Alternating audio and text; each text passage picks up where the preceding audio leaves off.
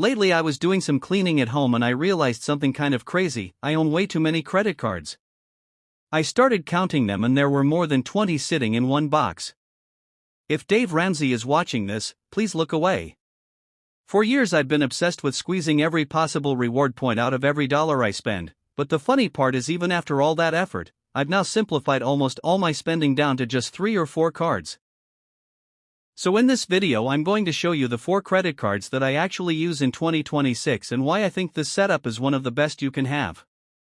If you're new here, my name is Brian. I'm a former investment banker with a master's degree in finance and an unhealthy addiction to credit card points, and my goal is to help you become smarter with your money. Out of these 4 cards, one is a simple no annual fee cashback card, 2 are store-specific cards for places I already shop, and the 4th is a travel card that has 0 foreign transaction fees. For each one I'll explain which card it is, why I use it, and how much I've spent and earned with it. You don't need to copy these exact cards, but I do think everyone should have at least one card from each of these categories. The first card is the Chase Freedom Unlimited. It has no annual fee and gives you 1.5% back on every purchase. If you spend $500 in the first 3 months, you also get $200 in bonus cash back. On top of that, you earn 3% back on dining and drugstore purchases, and you get 6 months of DashPass for free, although after that it renews at full price, so you have to watch for that.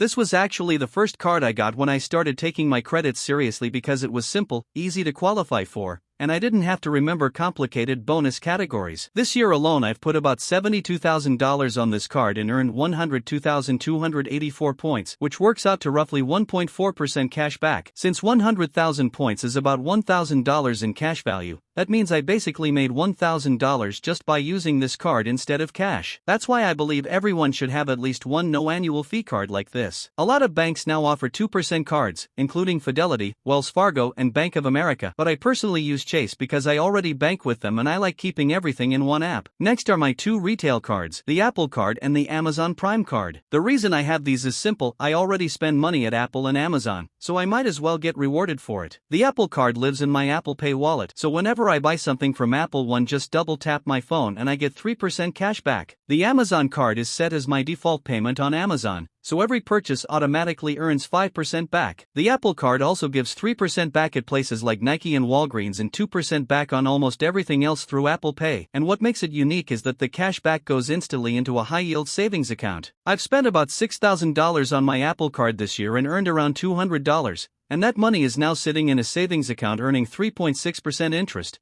which has grown to over $700 since I first opened it. With the Amazon Card I've spent about $11,000 and earned roughly $600 back, which is over 5% cash back. Since over 200 million people already pay $15 a month for Amazon Prime, this card is almost a no-brainer because the rewards can easily cover the cost of the membership. The last card is my travel card, the Chase Sapphire Reserve, or in my case the JP Morgan Reserve. This card has a high annual fee of $795, and at around 3% rewards you'd need to spend about $26,500 a year to break even, but it also comes with some very valuable perks. The biggest one is a $300 annual travel credit that gets automatically applied to things like flights, hotels, Uber and Lyft, so that's $300 back right away. You also get DashPass, which is worth about $120 a year plus up to $300 in DoorDash promotions, and this alone has saved me a lot of money over time. Another huge benefit is that this card boosts all your Chase points by 50%, so the 102,000 points I earned from my Chase Freedom Unlimited become an extra 51,000 points, which is about $510 in added value. But the most important feature for me is that it has 0 foreign transaction fees. Most no-fee cards charge about 3% when you use them outside the US,